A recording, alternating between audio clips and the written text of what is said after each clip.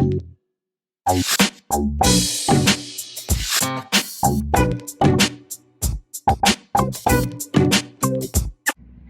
we are going to be adding the color to our guitar. So when I call the folder holder to grab the folder, make sure that you're looking at the name, pass out the guitars, return the folder back to the cart. You already have your paint mat, and we're going to be using our watercolor. So when I call the supply manager, they are going to get the tray. Now you're probably going to have two of these if you have more than two people. So one will be on that side, one will be on the other side, and then you'll have your brushes and your water. Please listen and understand how to use our watercolors. Now, your watercolors are going to stay on your cart along with your tray, along with the water. These two items should never come off your tray. The only thing that comes off the tray is the paintbrush. These are called cake watercolors because they're not wet. Nothing drips. It's not a liquid. You will have to get your brush wet, then take it to the paint, and you're going to gently rub over the paint to get the paint to come off, technically making a puddle on this little thing. So you got to be careful, because if there's a puddle here and I pick this up, like I said, don't do, it's going to drip everywhere. So always keep this on the tray. Now, if I hear you cleaning your brush, that is incorrect. I should not hear you cleaning your brush, getting water. I should not hear it coming out of the water. I should not hear you on the paints. Remember, this is not a jackhammer. You shouldn't be shoving it in there, scooping it out, or digging a hole like this. That is not how you use our paints correctly. It is gently rubbing over the color. So I'm going to get this set up so I can show you as I paint my guitar. Today we're going to paint the guitar, then we'll move into the background next week. Because this is wet as we go on the paper, if you put wet paint next to wet paint, it'll bleed together. So I'm going to get my water, make sure my paintbrush is wet. All I do is dip, gently rub on the first color, which is the only color we're using is brown. And I'm going to start at the top. And because we used a crown to draw this with, it is called a resist, which means the black crown is going to resist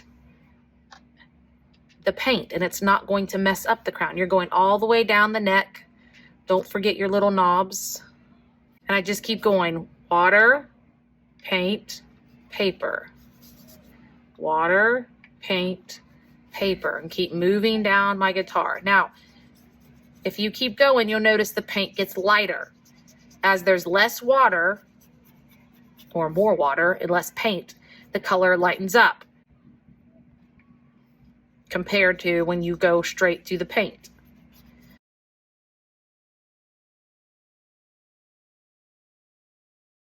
I'm going to make sure I get all the brown paint off. I'm going to move to black, which is all the way over here. A little black, and it's going to go in the sound hole. This other second circle of the sound hole is going to stay white. So once you finish your guitar today, please listen. All you need to do is make sure that your brush is washed off without listening or hearing it. Lay that down. Keep this and this open just like it is. This will be walked back to the counter. Don't forget the supply manager, pick up your brushes and put these in the sink to be cleaned. Everybody else will be taking our paper to the drying rack.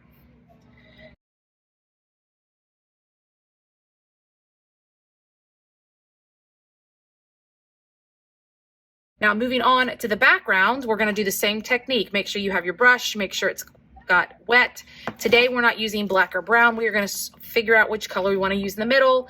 Again, I should not hear your brush getting cleaned, and I should not hear it coming out of the water. So once you pick your one color, I'm going to go with green today. There should be no stripes, no polka dots. You are just using one of these colors to paint around your guitar. Remember, water, paint, paper. You're gently rubbing on the paint and you're moving around your guitar. You have a certain amount of time. Please make sure that you are using your time wisely, spreading your paint out, because when the timer goes off, it is cleanup time. Do not waste your time talking, and then you have half of your art painted. Okay, once you have your complete background painted, I'm trying to make sure I don't have any spots close to my guitar. Again, take your brush. You're going to lay it on the tray. Please keep the water there. Keep your paints open.